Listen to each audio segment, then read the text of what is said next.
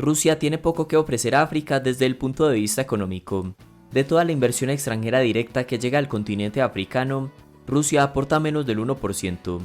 El comercio entre ambos también es modesto, solo de 14.000 millones de dólares, muy por debajo del valor del comercio de África con la Unión Europea, que representa 295.000 millones de dólares, de los 254.000 millones con China y de los 65.000 millones con Estados Unidos.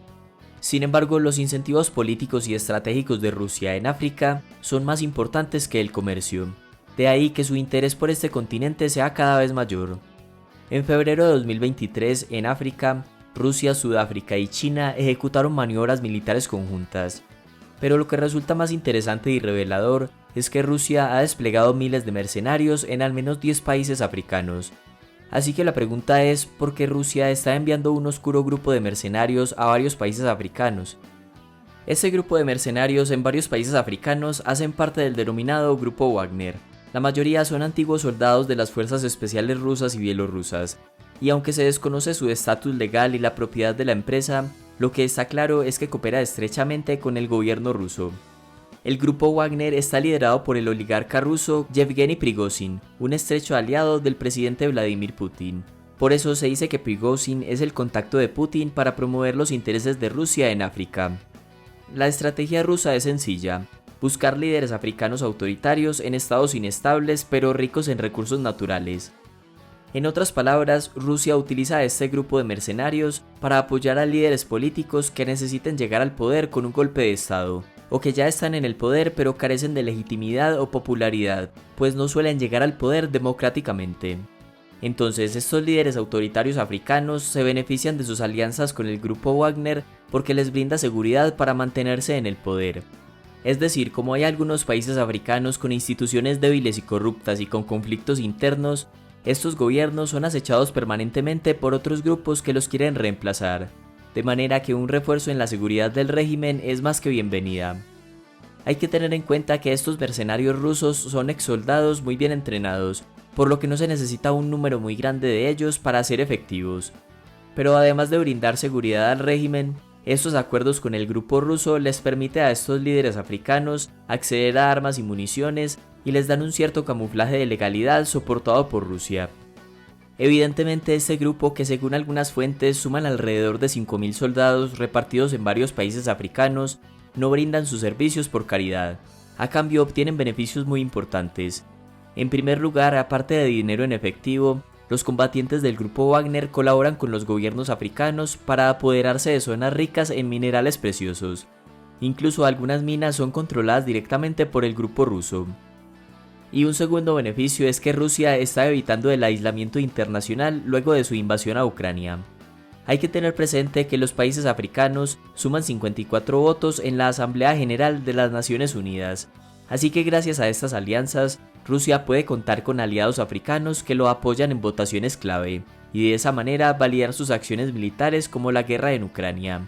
De tal forma le demuestra al mundo que sigue siendo un actor global importante, porque tiene el respaldo diplomático de muchos países.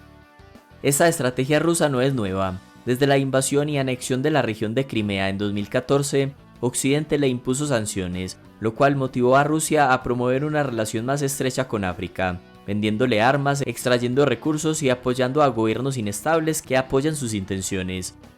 Ahora que las sanciones son más duras por la invasión a Ucrania, el enfoque ruso hacia África se está volviendo más fuerte, y este interés está rindiendo sus frutos. Una votación en marzo de 2022 en la Asamblea General de la ONU para condenar la invasión rusa a Ucrania sugiere que varios países africanos quisieron cuidar su relación con Rusia.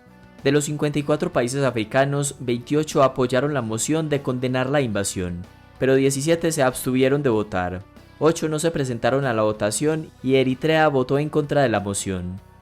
No está claro si estos votos reflejan la opinión de los africanos de a pie. Una encuesta publicada por la revista The Economist concluyó que en Kenia, Nigeria, Sudáfrica y Uganda, la mayoría de la población responsabiliza a Rusia de la guerra. Pero en Mali y Costa de Marfil, la OTAN era la parte culpable para la mayoría. Precisamente un país como Mali es perfecto para ejercer la influencia rusa. La junta militar que gobierna Mali gracias a un golpe de estado en 2021 ha recibido la ayuda de los mercenarios rusos. las fuerzas del grupo Wagner en Mali se han centrado principalmente en ayudar militarmente a la junta a mantenerse en el poder y a asegurar las minas de oro. Además de difamar al líder anterior derrocado, el grupo Wagner propaga campañas antifrancesas y prorrusas. Mali fue una colonia francesa y este país europeo tiene presencia allí, de modo que hay cierto sentimiento anticolonialista y Rusia lo ha sabido aprovechar. Existen lazos históricos entre Rusia y partidos gobernantes de algunos países africanos desde la época de la Guerra Fría. La antigua Unión Soviética solía apoyar movimientos anticoloniales de independencia y liberación como una forma de hacerle competencia a Estados Unidos y sus aliados. Además, estableció sólidas colaboraciones militares y de inteligencia, proporcionando armas, entrenamiento y asesoría. Con el colapso de la Unión Soviética terminaron la mayoría de actividades de ayuda y disminuyó el interés de Rusia por África. Pero como lo mencionamos, desde 2014 con la invasión a Crimea y en 2022 con la invasión a Ucrania, su interés por este continente se reavivó para evitar el aislamiento internacional y conseguir validar sus acciones militares en la Asamblea de la ONU, con el apoyo así sea de estados débiles y fallidos. Se dice que los mercenarios del grupo Wagner han actuado también en países como Siria, Sudán, Libia, Botsuana, Zimbabue, Madagascar, el Congo, Ucrania e incluso Venezuela. Entonces, en resumen, a pesar de que África no es un aliado comercial tan importante para Rusia, sí le resulta efectivo enviar a mercenarios para proteger a líderes políticos autoritarios y a cambio obtener el derecho de explotar minas de materiales preciosos y obtener el apoyo diplomático de estos países que le dan cierta validez y respaldo a sus acciones militares.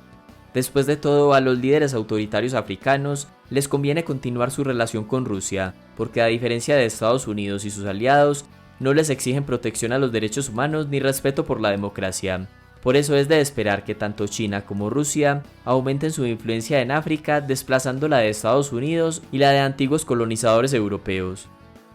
Hasta acá el video y muchas gracias por llegar al final.